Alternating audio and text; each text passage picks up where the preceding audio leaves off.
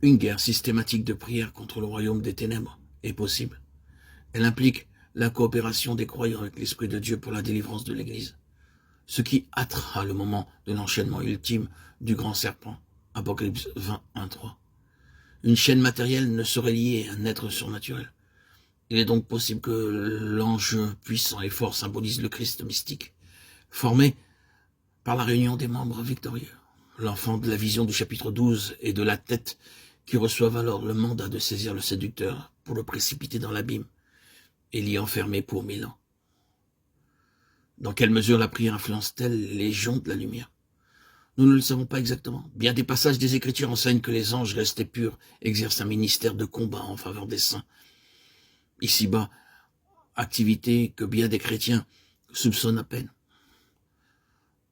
Dans l'Ancien Testament, nous voyons les légions célestes rangées autour d'Élysée en ordre de combat.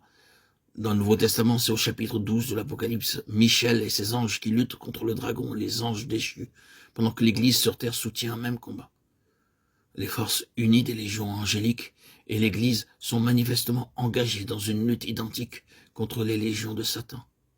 L'Église combat par la parole de son témoignage et sa foi au sang précieux du Sauveur. Il n'est pas ici question du combat d'unité isolée, mais du combat d'une collectivité. Ils l'ont vaincu, établi leur union contre l'ennemi commun. Ce mystère de combat qu'exercent les anges en faveur des saints nous est révélé de façon frappante dans Daniel 10, où l'archange Michel résiste à l'intervention satanique du prince de Perse et du prince de Grèce, qui veulent empêcher le messager divin d'accomplir la mission dont il est chargé. Les anges combattent non seulement contre les légions de Satan, ses princes et ses gouverneurs, mais contre Satan lui-même. Apocalypse 12, 1. À ses disciples qui s'apprêtent à combattre, le Seigneur dit qu'il pourrait prier son Père, lequel lui donnerait plus de 12 légions d'anges pour le protéger et le délivrer de l'heure et de la puissance des ténèbres. Matthieu 26, 53.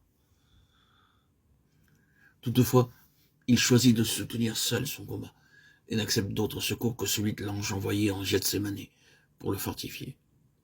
Puisque la guerre de prière méthodique contre les forces des ténèbres est possible, et qu'elle hâterait la délivrance de l'Église et sa préparation en vue de ses destinées futures, elle doit être apprise, comprise, comme le sont aussi toutes les branches de connaissances que veulent s'approprier les hommes.